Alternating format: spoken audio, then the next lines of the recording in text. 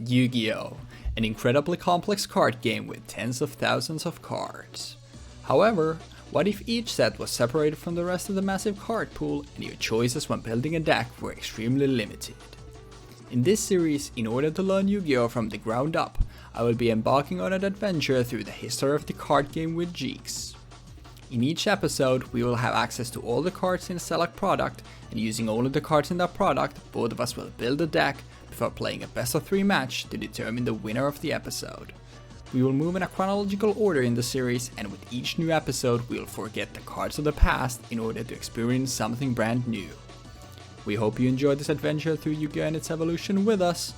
Welcome to the historic Yu-Gi-Oh! Learning journey. What is up, ladies and fellas, and welcome back to Historic Yu-Gi-Oh! Learning Journey, and welcome to Raging Battle. No extra sets for us this time around, just the main set. So, yeah. As I last time gave as my New Year's resolution, we would make this swifter. So, I'm gonna start working on that. So, there will be definitely cards that I don't want to talk about because I can't talk about everything. So we will focus on the relevant archetypes. But that's my New Year's resolution. So with all that being said, though, let's dive into Raging Battle. So there are very clear winners in this set. Evil Thorn, the very poor brother of Lonefire Blossom, but Blackwings. Blackwings get something absolutely insane here. Blizzard the Far North is their level 2 tuner that went on normal summon stuff, a Blackwing from your grave back, which obviously gets you good recursive synchro plays.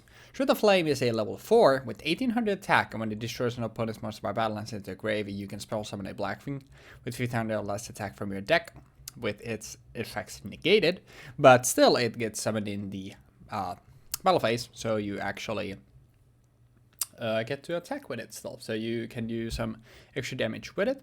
Kalut the Moon Shadow, probably the biggest thing here, a hand trap for Blackwing. So during the damage step when your Blackwing monster battles, you can send this to the grave to give the Blackwing 1400 attack at the end of turn. And then there is Elfin the Raven, which is a level 6 that you can normal summon without tributing if you control a Blackwing monster. So unlike Sirocco, not a starter but instead an extender, but it needs you to have a Blackwing on the board already.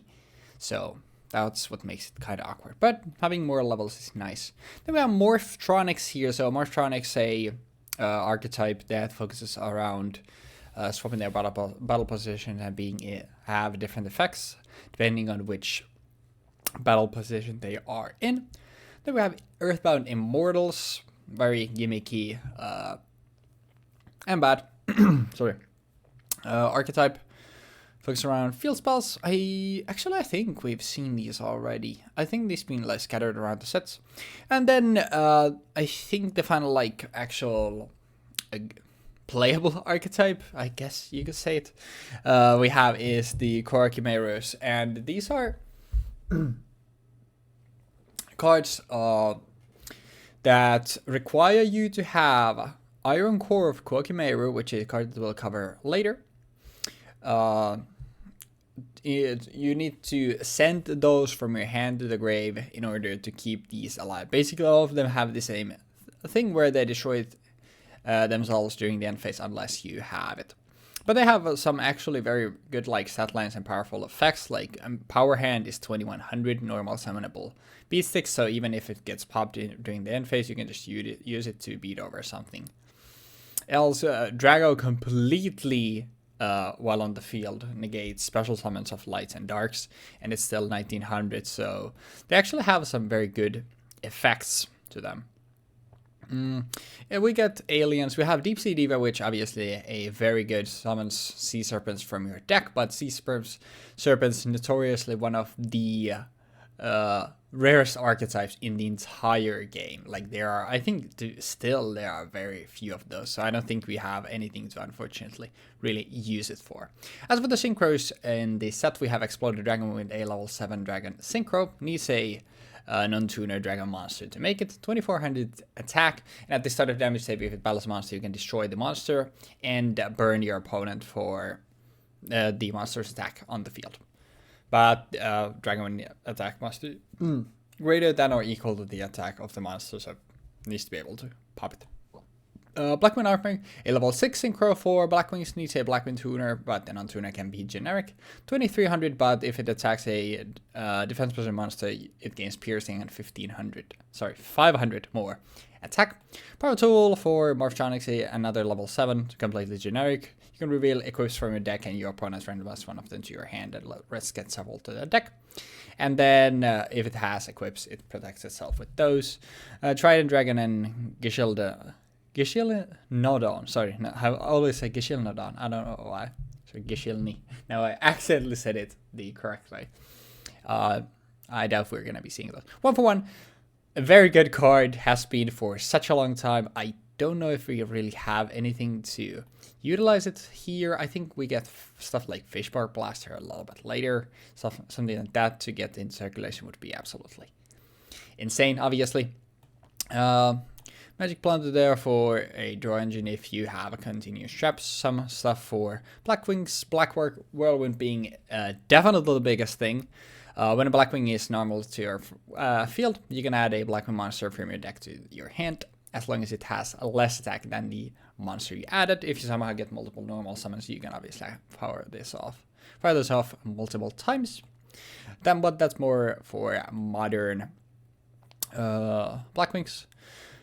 Then we have double tool C and D only goes to a big Morphtronic or power tool dragon, but gives them actually a very large power boost and negates your opponent's effects. And then during the opponent's turn, the opponent has to attack the equipped target if they want to attack. And they also always get popped. So actually a very good equip. And Iron Core of Kokomeru, what we were talking about earlier, during your draw phase, this is your graveyard. You can add this to your hand instead of drawing, and or send a Kokomeru monster from your hand to graveyard to add this to your hand. So basically the whole idea of the archetype is to cycle this card in their hand to use the Kokomerus. That's why you have stuff like this, which specifically gets Iron Core in circulation.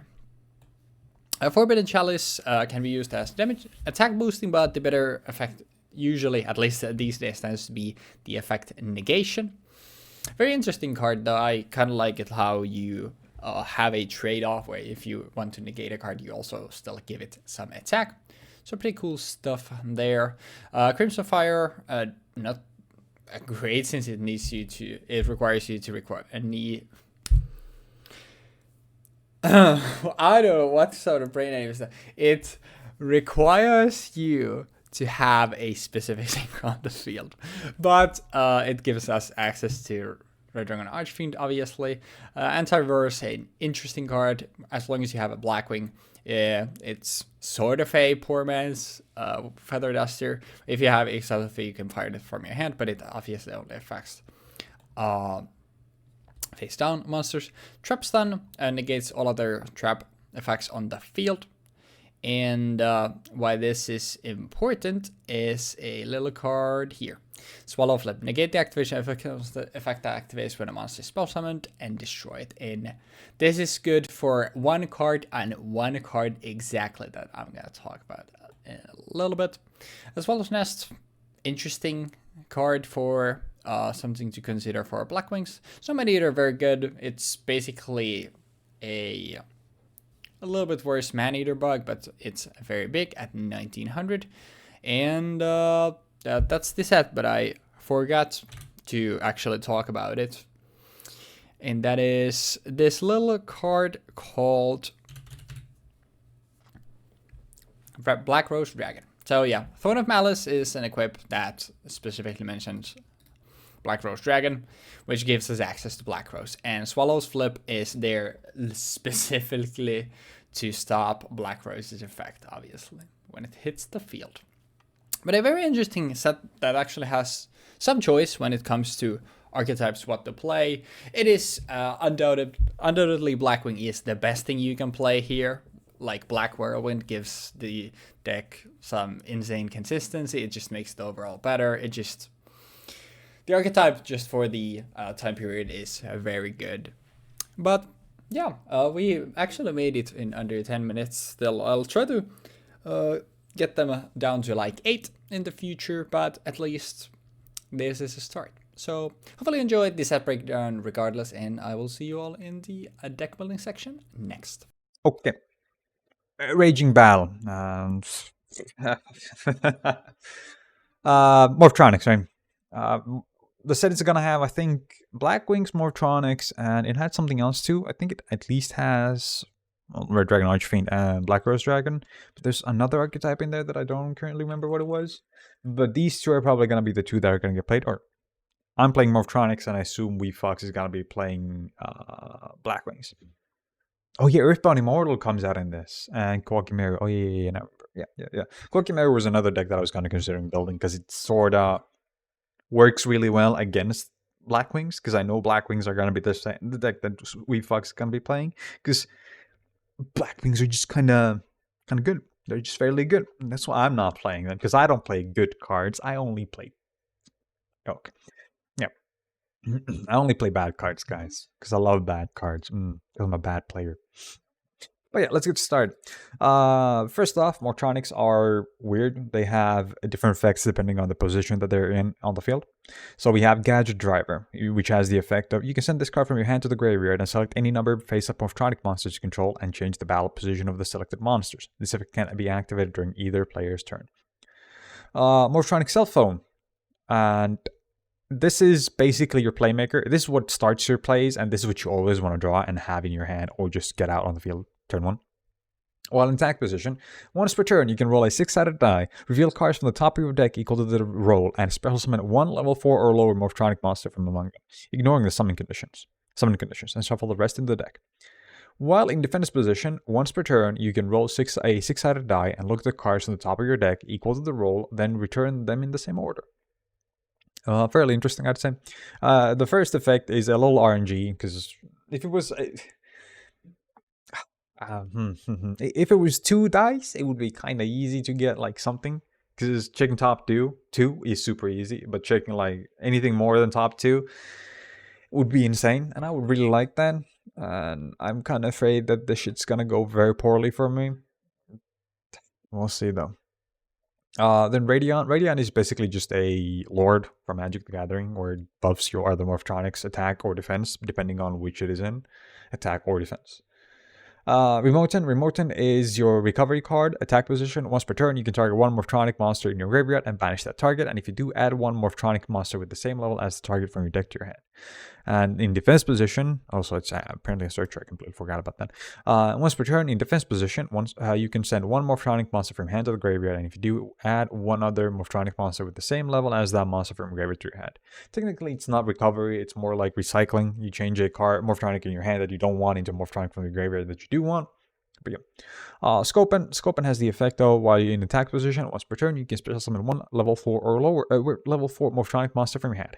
Destroyed during the end phase. Okay, that's fairly good, I would say. The fact that it's exactly level 4 is kind of scuffed, because it then implies that it's meant to go into Power Soul Dragon with it, but that means you can't get Cell Phone out, that means you can't get Remoten out, which is kind of shit.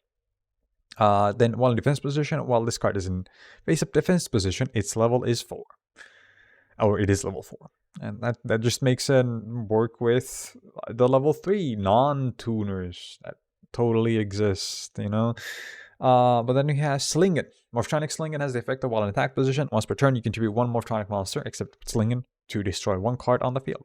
While in defense position, if this card would be destroyed, you can destroy another Morphtronic monster you control instead. Pretty good.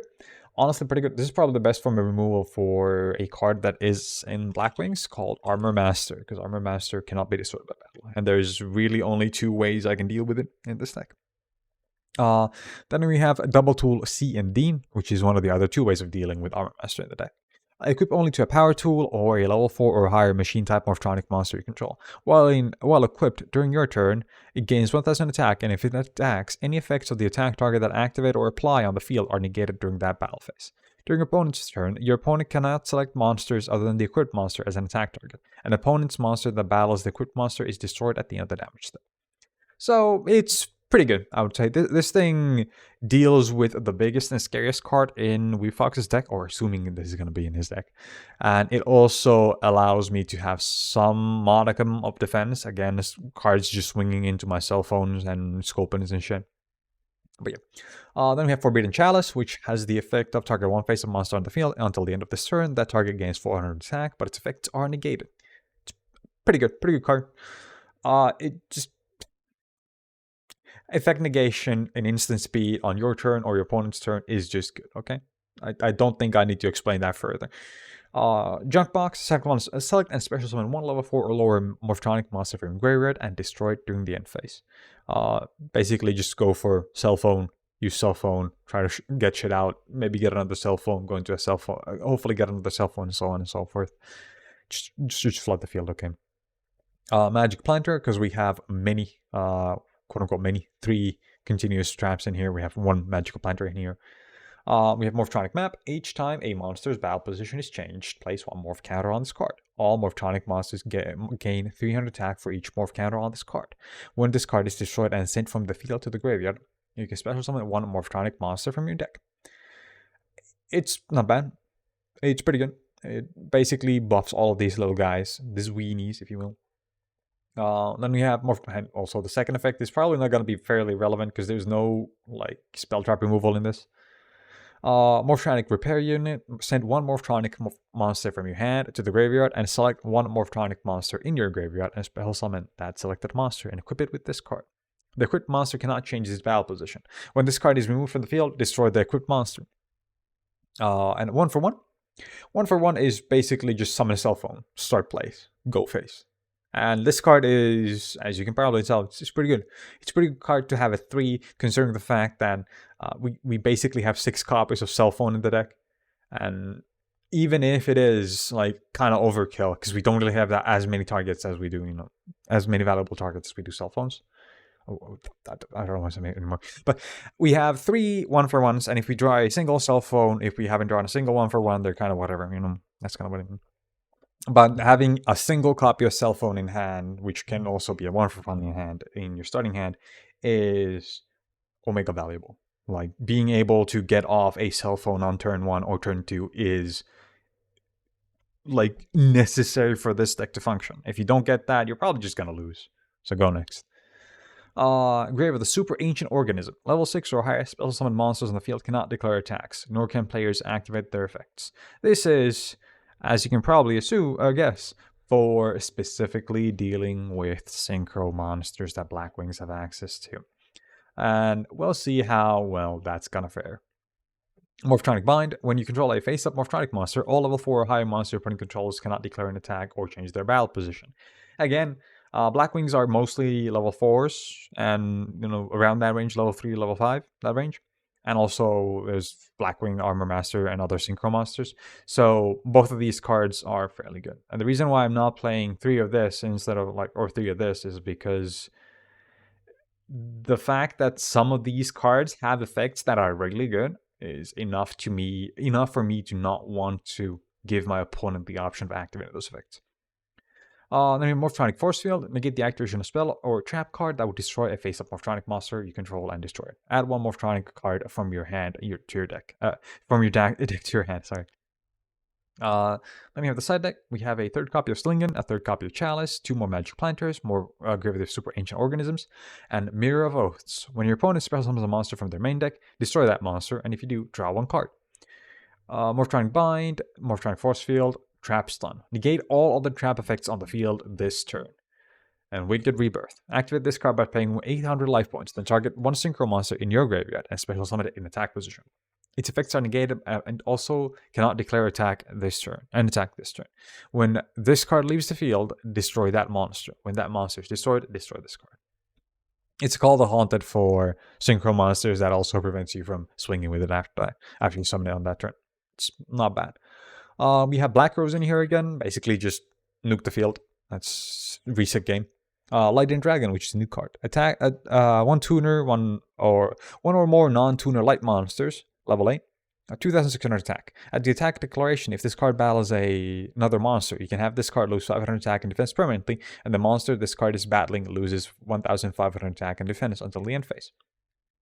Power Tool Dragon. Once per turn, you can reveal 3 equip spell cards from your deck, then your opponent randomly adds one of them to your hand and you shuffle the rest into your deck. If this card will be destroyed while equipped with an equip spell, you can send that one of those cards to the graveyard instead.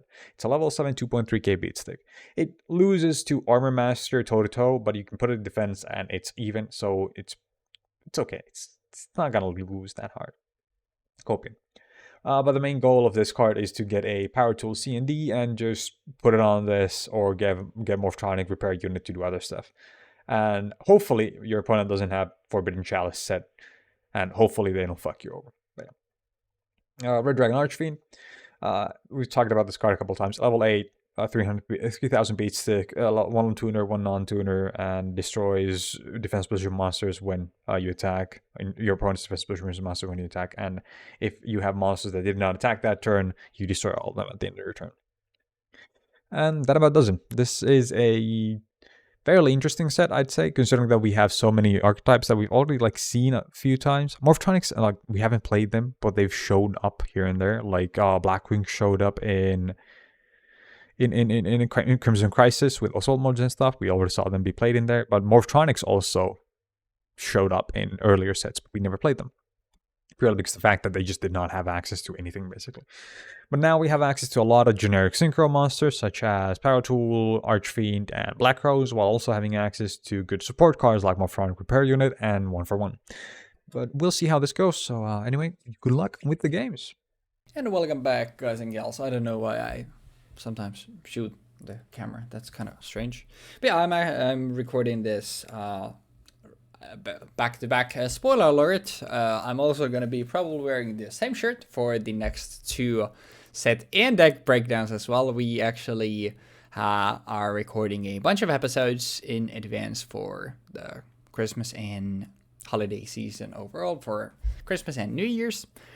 Since I'm not going to be here, so I won't be able to upload those, but we still want to get the content to y'all. So look forward to those, and please don't call me out for wearing the same shirt 3 weeks in a row. But this is what we're going to be playing. We are going back to Blackwings. I like the archetype a lot, and I think it is just the best thing to play here.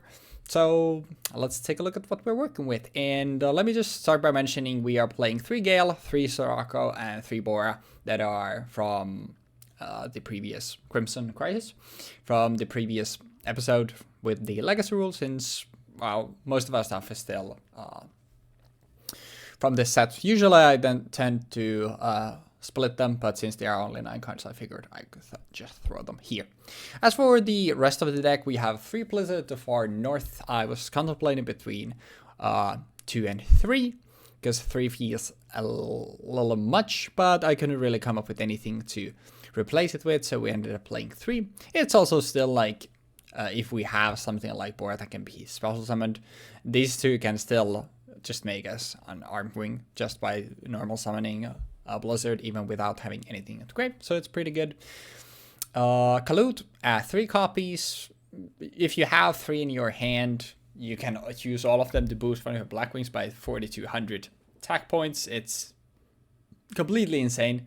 And let's just say that although this is our series has a lot different rules from the Progression series, if you followed the original Progression series, let's just say Kalut did a lot of work for Simo.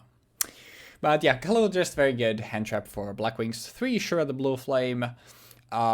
Maybe our best normal summon, if we don't have stuff in the grave for Blizzard. Obviously Sirocco can be normal if you don't have stuff.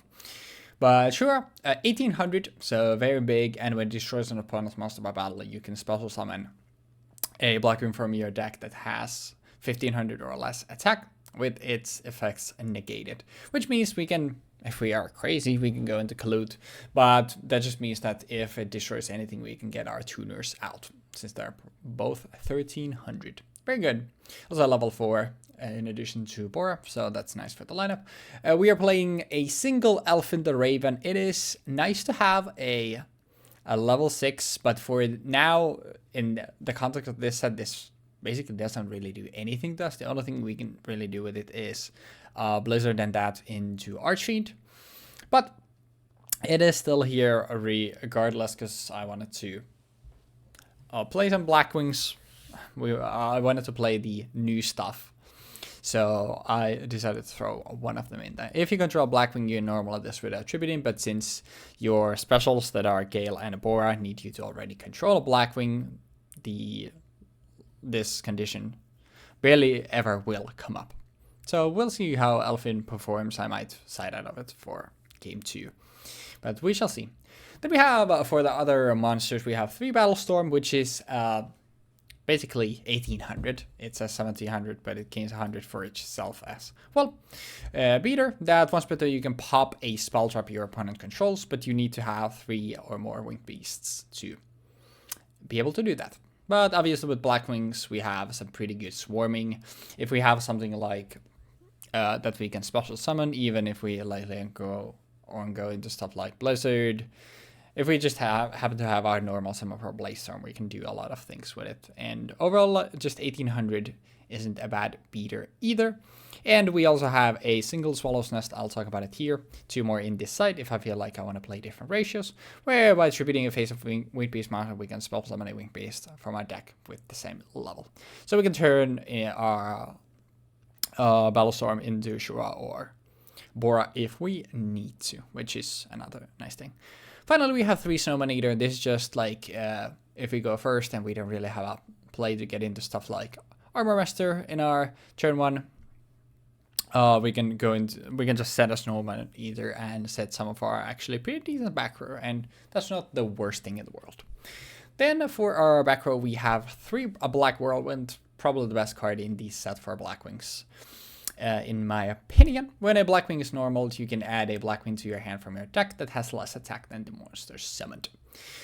Very good, just lets you keep your cards in circulation. Literally everything is bigger than Gale, since Gale and Blizzard are the smallest things we have for now. So basically like normaling in on tuner just gets us to our tuners, which is obviously very good, because any of our normal summons letting us get Gale means we can stand special Gale and always have synchros available to us. We have 1 against the wind. We have 2 more in this side, and this you select a black monster in your graveyard. You take burn damage equal to the attack of the monster and add it back to your hand. This is just to if we need to have something like Gale in circulation, or we may close the game with it, or we may close the game with something like Kalut. It's just a very flexible card that is nice to have. We'll recover Swallow's Nest. We have 3 of Forbidden Chalice, and this is a very cool card. I really like it. So you can use it for attack boosting, but more importantly, you can also use it to negate effects. So it's a very flexible card. Mostly we are probably looking to negate effects. If we end up in a Blackwing mirror, something like Armor Master, crashing into another Armor Master is going to prove not very pleasant, but since neither of them can be destroyed by battle, we can then at least put the wedge counter on it, and we can deal it during the next turn, since we can negate this effect with Chalice, and then it's only going to be 400, and the attack boost won't matter at that point. But also it's just a very flexible card that can deal with many other things as well. 3 trap stun. This is to stop other traps, mostly Swallow Flip, which is there to stop 1 card and 1 card specific that I already talked about in the set breakdown, Black Rose Dragon. This is literally here because when Black Rose hits the field, if it wants to nuke everything, you can Swallow Flip, you can destroy a Black Rose, and it doesn't get to blow up anything. Very good counter. Delta Crow, Anti-Reverse, our last card in the main deck. We also have 2 of them in the side. Basically works as a Harpy's Feather Duster for face down spells if you control a Blackwing, and if you control exactly 3, you can add it or activate it from your hand. Then for the side deck, we have 3 Kogimero Power Hand. This is just here because it's a normal summonable 2100 beats deck.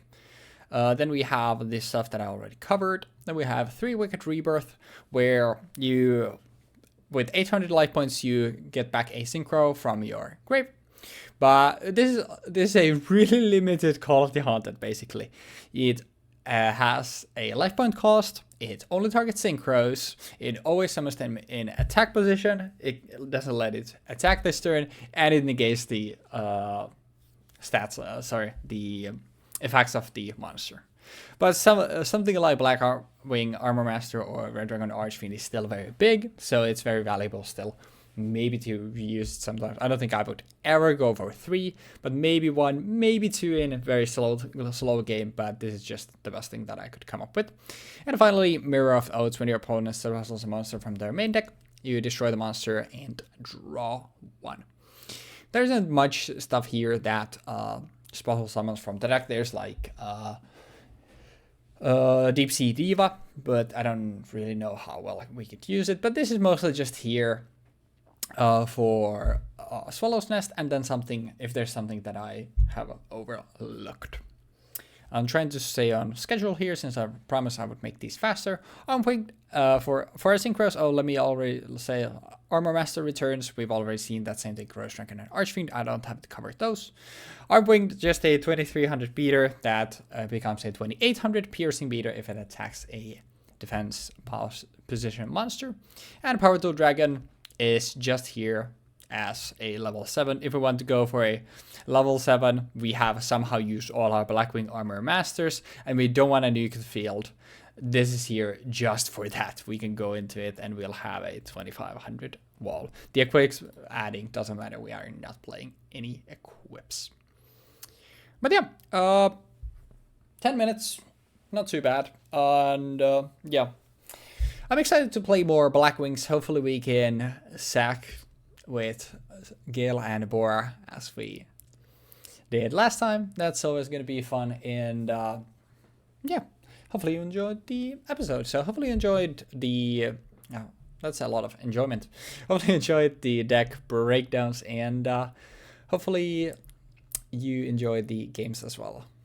I'm hoping that there is...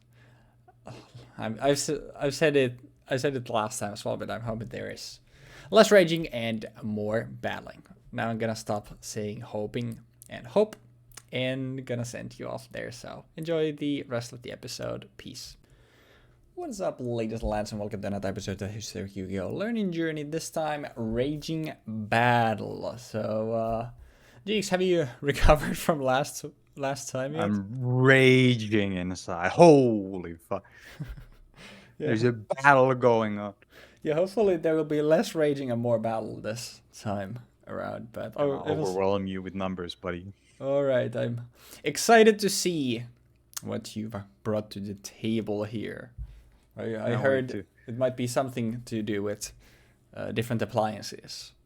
Yes. A little bird might have told me, a bird with black wings. Who spoiled this? Nobody knows. A birdie told me. But how does he do it? At some point, you gotta swap off the rock, and it's gonna be the greatest betrayal ever. And am I crazy or does it? Never. No, never mind. It looks fine. Okay. Best of luck to you. No. I don't like my hand. I'm not gonna hold my hand.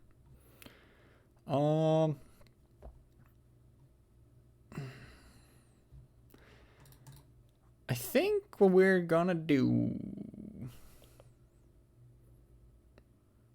is that we'll do a humble tease in the past. I shall go stand by, man. I will normal summon cell phone. All right. All right. I would like to activate the effect of cell phone. Yep. To roll a die. And we're gonna roll a 1. And we're gonna reveal 1. It's too easy. Why can I not? There we go. And it's nothing. Yep. So that doesn't look what? Back into the deck. Then we shuffle the deck. Yep. We set 2 cards. And I will pass. Alrighty then. Draw a standby main. Well. Wow. We will start by flip summoning this Battlestorm. Yes. Then we would like to normal summon Shura the Blue Flame. Is that okay? Yes. And then I would like to special summon Gale the Whirlwind. Yes. And then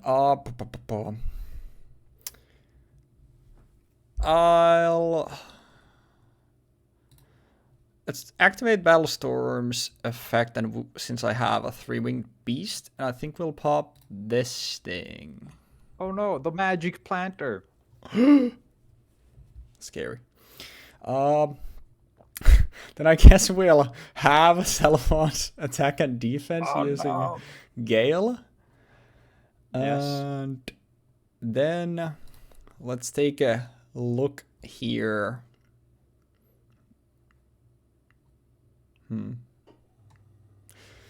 I don't really remember what back row we have, which is the scary thing. Well, let's go find out, shall we? I would like to proceed to battle phase. Will activate. Nothing. Okay. Swinging Shura into Celophon for 1750.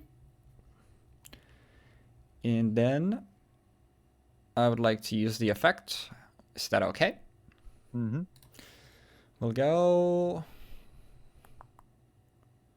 And what do I actually want to get out? Is the question. I think I'll go for another Gale. Anything on that? Nope. Oh, this doesn't even get summoned in defense. That's kind of crazy, actually. 13, 26, and what's that? 43 in total? 43. Yeah, then we'll go here. Wait, what did you take? Oh, yeah, never mind that. Oh, I forgot the attack boost, yeah. Then we'll go main 2, and I would like to synchro.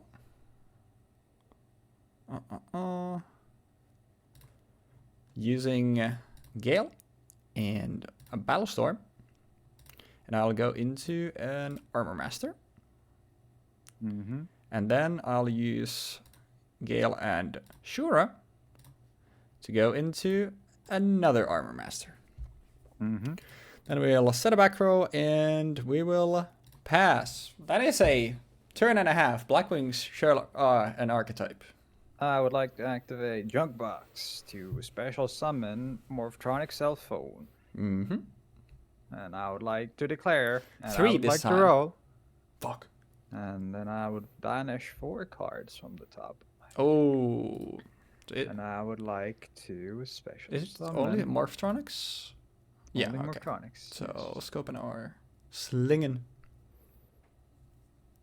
I would like to special summon Scopen. And then I will put everything at the top of my deck. Mm-hmm. And shuffle. And then I would like to activate Scopen's effect. Yep. To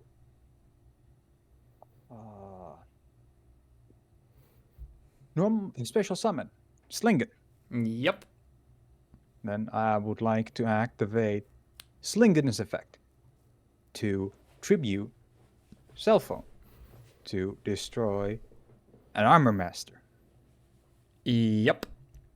Armor Master is gone. Okay. And then I would like to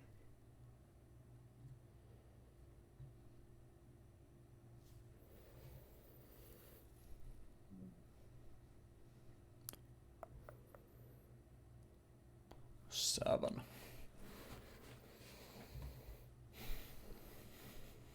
Will he go in the Black Rose? I don't remember what the fuck you have as an option. What other 7s are there? Oh yeah, Power Tool is a thing as well, and Armor Master. I don't think there were other 7s though. No. I mean, yeah, I can't get over power tool, but obviously the watch counter thing will help later on. But that's pretty gimmicky. Morphtronics are I can pretty also go cool, but at into this point I feel like haste. they're still kind of whatever. I ran into kind of an issue with one of the cards that I have in my hand too, which is Mm-hmm. annoying. But what can you do? I'm gonna actually check some. Yep, go ahead.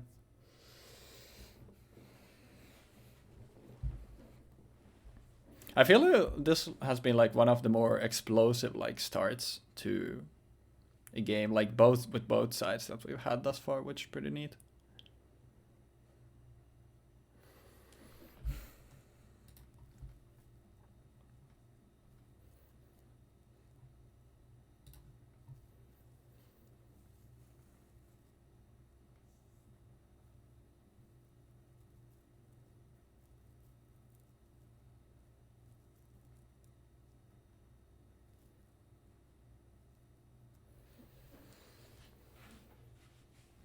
This is such a weird card. Holy fuck.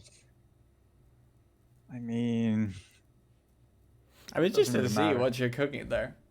Because there's a equip card in the set called Double Tool C and D, and it has the effect of during your turn it gains 1,000 attack. If it attacks, any effects of the attack target that activate or apply on the field are negated during the battle phase. Mm-hmm. Yeah. Yep. And then the other one is during your opponent's turn, your opponent cannot select a monster other than the equipped monster as an attack target. An opponent's monster that battles the equipped monster is destroyed at the end of the damage step. Mm-hmm. So I'm wondering if the first effect means that Armor Master can be destroyed by battle or not. I think if it says Pretty like sure can't it's be activated, that or usually that only. applies or apply on the field. What was the name of the card? Double Tool C and D. Pretty sure that means it would negate the effect of any monster that is like consistently activated because it applies only on the field and whatnot. During your turn, it gets 1,000 attacks. During your opponent's turn, you can some of the opponent's monster battles. Any effects Activate of the or target apply. that activate or apply on the field are negated during the battle phase. Yeah, that's because That's a really weird thing. I wonder is there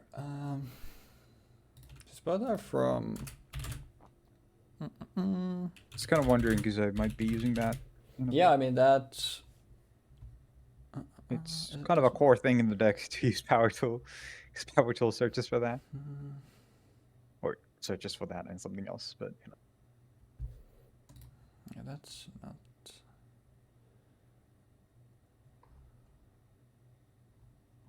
Is this one?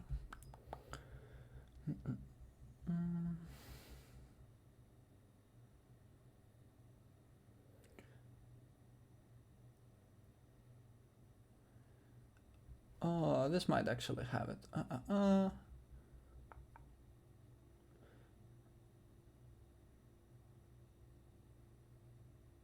Monster equipped with double duel is indeed against monster of a different unit turn. That means it only negates effects that activate on the field or are continuous effects. I'm pretty sure that would be a continuous effect because like something like Jinzo is a continuous effect. So I at least think like regarding that then it would definitely like negate Armor Masters like being invulnerable to being destroyed by battle. That's good. That's good. Yep. But for now, I will simply go into a 7 and go into a black. Oh. Well, when it's synchro summon, you can destroy all other cards in the field. Would you like to do that? I would like to activate Black Rose's effect to destroy all cards on the field. Because I have a Swallow Flip for that.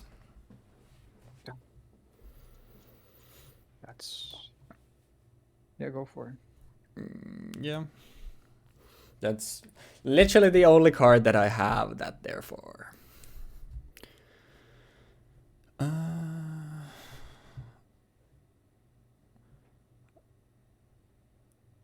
I think I have nothing to do here. But I got a crazy opener, as you tend to do with Blackwings. Yes, as you tend to do with Blackwings. That is very true and real. I will activate Morphtronic map. Battle possessions. Let's go. And I will set one card. And I will check something again. Yep.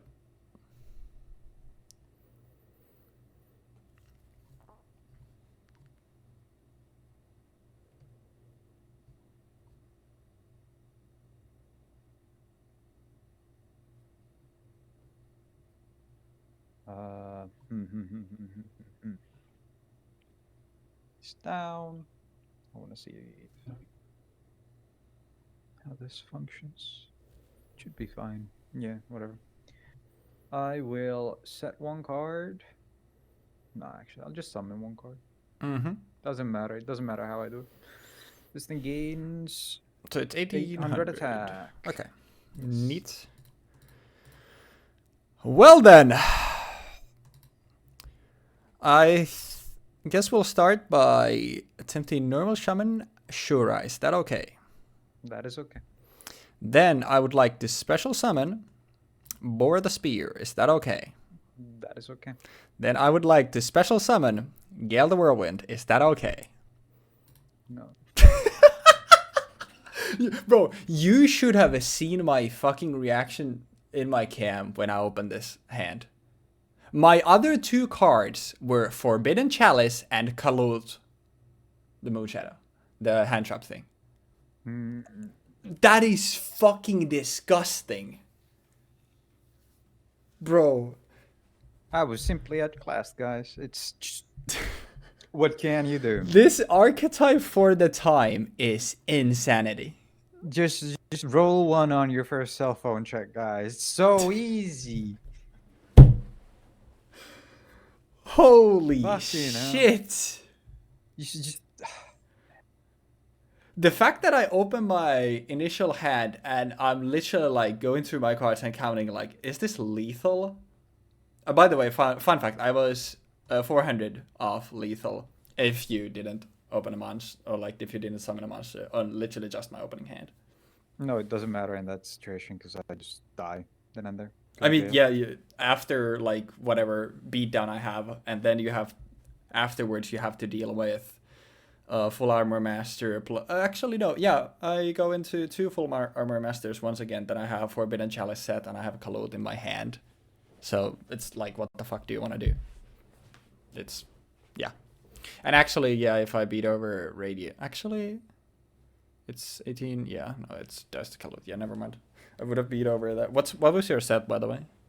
It was a card called Morphtronic Bind, which requires me to have a face-up Morphtronic monster and it prevents all level 4 or higher monsters your opponent controls from declaring attack. Gotcha. Which doesn't really help when you summon Gale the Whirlwind, which is a level 3 monster with 1300 attack and the ability to do half my monster's attack. Yeah. You know that one card that arguably just won you 2 sets in a row? I was gonna say like the one card that basically wins at this point in time every time it hits the field. Yeah. Yeah, I mean, Blackwing just for the time is fucking insane because like the consistency is. But it's not even consistency. Like, we can't even call this consistent. Okay, because you just drew the card. Consistency would be having an opening hand and being able to get these cards, which neither of these decks are. Like, the big thing for Blackwings is that they have Black Whirlwind soon. Like, they have Black Whirlwind now. Yeah, and if you had Black Whirlwind in an opening hand, then that would be like if you play Black Whirlwind to some like. And then summon Bora or summon something else, and summon what of that like 1800 Peter is. Then add Bora or add Gale, and then special summon Gale. That's consistency. That's but that's level 7. That's why I mean like these obviously have nutty opening hands, but having access to like consistent swarming because you have Gale, you have Bora, Ask. Cards that you can just special summon. You have Black Whirlwind to be able to search stuff. You have Shura, which is relatively big that can search stuff. You have Blizzard, obviously not good on turn 1, but later on that allows you to go into a level 6 synchro. I still do think that the archetype is consistent. I mean, not consistent, but for the time compared to everything else basically around it, I think like it's insanely consistent. If in you comparison. roll a 6, 1 in 6 is consistent. 1 in 6 is consistent. Yes, 1 in 6 is consistent. the thing is, I would argue that when you're not getting comparing Black things, Whirlwind, that's the same. I don't know. I just think like just having actual good cards that can special summon themselves and their levels like basically always matching into, you can always end on a synchro with most hands. I think that would be consistent, and I think like for the But most they're part not that would be self-sufficient. That's kind of the problem. That's kind of what I mean. Like, you can't just have a Bora and have a board. You have to have 2 cards, which means that you have to draw the 2 specific cards together. You have to either get, well, if you want synchro plays, you need to draw Gale, or you need to draw Black Whirlwind. Because otherwise, you won't have a synchro play using Bora and the other guy. I got this. Because the other guy is a tuner and Bora isn't a tuner. So you only have level 4s from that, which is arguably still really good because you have 2 level 4s on the field now, and you can just start expanding from there. But with just those 2 level 4s, you don't have an actual end board. Whereas with like Gale, you could have an actual end board. And the things that increase that consistency are things like Black Whirlwind. Like, consistent swarming is a factor in how consistent the deck is, yes, but I'm more thinking that it can't truly be consistent without methods of ending on synchros, and you don't have a truly consistent way of doing that yet. It's the same with not Cellphons, Morphtronics, where they have a consistent game plan of drawing 1 for 1 and going into Cellphon and then rolling a 6 and then summoning another Cellphon into another Cellphon, and then using those Cellphons to summon a Scopen, and then using Scopen to summon a either Remoten or a Slingen or whatever, and then using Synchro plays, and then using Prepare Unit to get another Cellphon out, and then doing that all over again. Like, in that sense, like, both of these decks are consistent, but they don't have 1 card explosive plays. Technically, Morphtronics do, because they can go 1 for 1 into Cellphon, but that's, you still need to draw the cards from top deck, or from the top of your deck, or you even first need to roll 3 or higher. That's kind of what I mean. I don't know. Okay, well, this would be kind of whatever. I just did like 5 test hands, and the 5th one was the first one that didn't allow me to end on a synchro. Yeah, was how many of those had Black Whirlwind in them? One of them. Okay. How many of them had Gale in hand? None. None. Okay. Yeah. I assume you drew Blizzard into Ambora, or it was I don't remember what one of them was. Then one was Bora and Black Whirlwind, and then back row, which you can obviously just do Black Whirlwind. You go into normal Bora, get Gale, special Gale, and then one of them was Blizzard and Bora, which you just then your normal Blizzard, you go into Bora. Then that's not full armor master. That's Armwing, but it's still decent. And then like then was what? There was Bora, and Bora was almost in all of them, and then like this final one was Swallow's Nest, Snowman Eater, Forbidden Chalice, Swallow Flip, Kalut, and Against the Wind. So this is basically just a set Snowman Eater, set Swallow Flip, and Forbidden Chalice pass. But in general, most hands feel like even that's like that doesn't feel like a too bad of a hand to me, but I don't know. I definitely like. I'm not denying that. I'm definitely like sacking really hard with my hands, but I still do feel like the archetype is just very good for the time. Yeah, I even said as much in the deck breakdown last week. Yeah. It's also it's easy to play. Relatively easy to play, and it allows you to pretty easily get into plays, which I can appreciate. Straight into the point, yeah. Yeah, and To put it simply. I can appreciate simple things allow me to do things that seem cool. Just draw a monster reborn.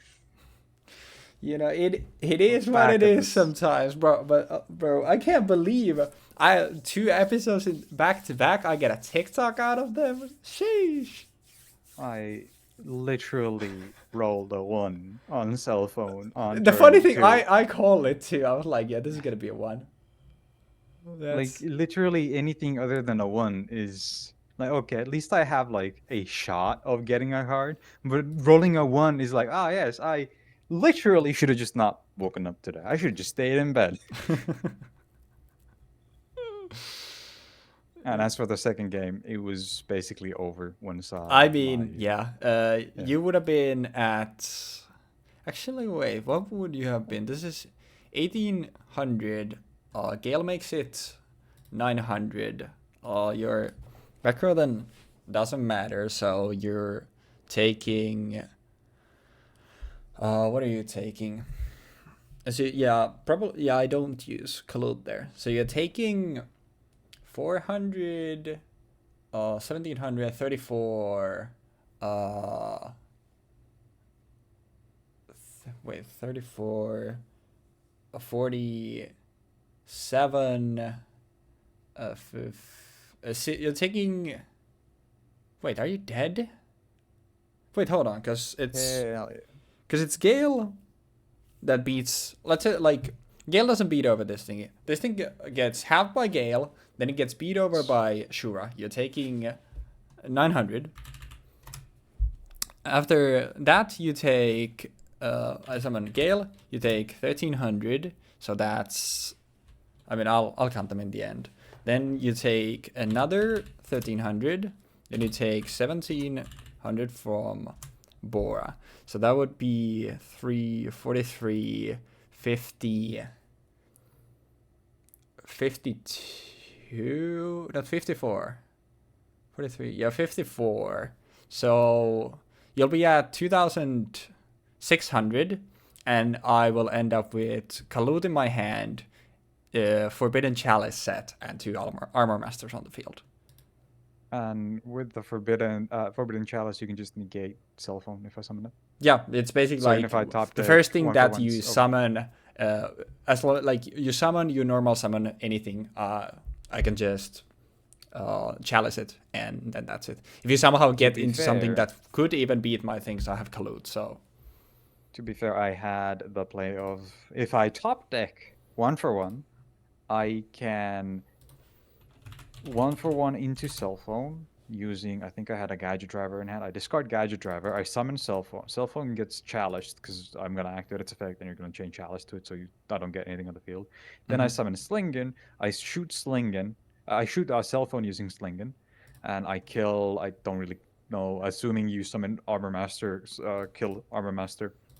And then after that, I'll use the junk box that I had in hand to summon back cell phone, and then use cell phone's effect to hopefully hit another cell phone, and then do another cell phone, and then do another cell phone, or something else. Or literally anything that actually functions. And then I also had a Morphtronic repair unit, which I can't use anymore because I don't have any Morphtronics in hand. But yeah. did Morphtronics? They didn't have like a specific what's its face synchro for them. Or Power tool. Power. Oh, I was just gonna like, is power tool technically there? Gotcha. Yep, power tool's the one. Because you're supposed to use like basically any of the 4s and 3s. Yeah, gotcha. Because like I was just wondering like what was your extra deck like, but yeah, there is. Wait, actually, was there more? Because like mine was Armwing, Armor Master, Power Tool, Black Rose, and Archfiend. Was there something else? Black Rose, Light, and Power Tool, Archfiend. That's what I had. Gotcha. Because that's what I had access to with this deck. Yeah. At least the start was pretty cool. Like how both of us actually had like very explosive things. It was just like unfortunate for you that I specifically the counter for Black Rose set. I mean, If I remembered Swallow Flip exists in this, I would have gone for Power Tool and used Power Tool to fetch C and D, and then I would have used the C and D tool to swing over Arm Master. Oh yeah, I actually thought that when you were saying like I have to check one thing, like I thought like, and then later you ask about the interaction. I thought like the initial checking, I literally thought that you were checking like what back row was there in the set. No, But yeah, that was for that too, I assume then. I completely forgot Swallow Flip was in this. Yeah. Because yeah, I 'Cause I didn't literally had remember to that put- only for Black Rose. Yeah. Cause like, did I have other traps? Oh yeah, I was running. I had some in my side, but I had a one-off Delta Crow anti-reverse, which is there if you have a Blackwing, you pop all face down spell traps you controls. If you have exactly 3, you can activate it from your hand. But other than that, I had 3 Swallow Flip, which was only for Black Rose, and then I had 3 Trap Stun, which was only for Swallow Flip if I wanted to go into Black Rose. Like that was literally my back row package going into. Fucking hell. I had Morphtronic Bind specifically to have a situation where I could maybe sit behind a defensive card and have you not reduce its fucking attack by half. Yeah. And yeah, no, that did not happen. Galus one hell of a card. Like, who the fuck prints this in 2009? And Come on, guys. The crazy thing is that we're not gonna stop seeing Blackwing because I'll try. Like the thing is, I don't want to just play Blackwing. Like You can't just play Blackwings. Go for it. Because I also do want to try other things as well, but it's just like early on, like it's really fucking good just because like in comparison to other things around it, it just does kind of everything and works. I'll be honest. So well. Yeah. There are no other archetypes from the Synchro era outside of like, oh, I'm just gonna play Synchro good stuff that I can see competing with Blackwings. Mm-hmm. Other than Infernity, maybe. But Infernity is like, what the fuck? That's one thing Infernity is a cool archetype, but that's one of those things that I don't think I can play the archetype because it's so fucking hard. Like what I've seen Infernity played, and the amount of lines and shit that you just have to think about and that you have with the deck just seem in because like Blackwing is so fucking easy is the thing. Yeah. Which is something that I appreciate because I'm not the smartest fella on the block. I'm not gonna lie. But sometimes you have to be smart if you are lucky, and that's why sometimes you lose games and sometimes you get roasted by people for your bad deck, but your bad deck still prevails because you believe in the heart of the cards, baby. That's what it's all about. Lose game. Sometimes you lose game. Oh, we are. Sometimes we're not. Sometimes you don't have a good time, you know. Sometimes that's just the way it's gonna be. I'll be honest, like some of these boards, the whole time we've been talking, I just been doing like test hands and doing stuff, and every time I've had at least a decent play, which I can appreciate that. Like that is great. Yeah, that's really good. And it's good to have that. Smudge. But yeah, like I said, I'll try to branch out as well, but don't hate me if I do play Blackwing as well. Still in the future, because the archetype is just, it's very fun to me. Oh, did Dueling Book die? Oh, now we're good. But yeah. Sometimes there is a blowout then. That's just how Yu-Gi-Oh goes. But Fucking hell. regardless, thank you once again for joining us today. And We're so close to modern Yu-Gi-Oh now.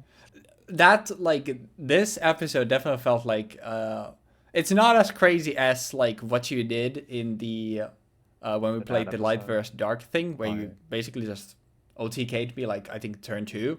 But Yeah, I mean you did the same here too, technically. I mean technically, yeah, it was almost that, but that was all like that is also an outlier. I feel like for the time, Blackwing also is an outlier. So I mean, probably if you go look at the decks at the time, it's probably gonna be a lot of Blackwing with Dad, and there's a reason for it. But yeah, hopefully you enjoyed the episode regardless. And next time we actually have something a little bit different. I don't think we've talked about it. Maybe we mentioned it in passing, but so in the past we kind of ignored duelist packs, and now when recently like they were brought to my attention by Jeexx, and I looked at them. They basically are like structure decks, kind of. Kind of really bad. bad. Yeah, I was just gonna say like kind of. It's something between like starter and structure deck in terms of like how good they actually are. But there is a clear theme there, and we definitely want to play them. And we kind of forgot about them during the Jeexx era when there were 7 duelist packs revealed. So we figured since next week's episode is going to be right during Christmas, that we would give you the gift of playing a lot of different decks. So what we decided is we would bring back the Jeexx era for the holiday spirit, and we're going to be playing duelist packs Jaden, Yuki 1, 2, and 3, and we're going to be bidding. Jeexx is going to be playing all of those because they have heroes, and well, he wanted to call the dibs, so let's let him have it, and also he'll probably pilot them way better than I would. And I'm going to be playing 3 of the other 4, and how we decided to do this is we'll have Jaden 1 versus Chaz, because those were the ones that were paired, and then we had Zane and Aster sort of came out with the Jaden Yuki 2. We're going to do like a Jaden 2 versus the Zane 1. And then we'll have Aster versus the third one, which normally would be against the Jesse Anderson one, the one with Crystal Beasts. But the thing about the Crystal Beast duelist pack is it would be almost exclusively the same. Like, it would be the almost exact same deck that Jeexx played in the episode where I played Volcanics. What was it? Was the last time I think when we still had champion packs in Force of the Breaker. Force of Breaker. Yeah. So it would be like literally the same deck. So to see as much variety as possible, we decided to instead do it this way. And definitely no other reason, and most definitely not because it's a Crystal Beast deck where you literally don't have. Since we're not using Legacy Rule for these because that would obviously break the whole thing. But it's a Crystal Beast deck without Crystal Dragon. It would be ass. It would be horrible. No, I'm not saying the other duelist packs are good either, but let's just say that would be even worse. So this is what we're going to be doing for next week, so look forward to that. And yeah, after that we'll start implementing duelist packs into the series normally as we would with like a starter or structure deck episode. So funny enough, like the episode after that will be Yugi versus Yusei. So next week we'll decide who plays what in that. But a very lengthy outro this time around, since, well, the games were very swift. But it is how it is sometimes. Sometimes you lose games, right, Jeexx? Sometimes you lose games. Sometimes you lose games. Anyways, before Jeexx enters his Joker arc on camera here, I think we'll call it a day. So, once more, thank you so much for watching, and hopefully we'll see you next week. So we'll catch you then, and have a good one, y'all. Peace.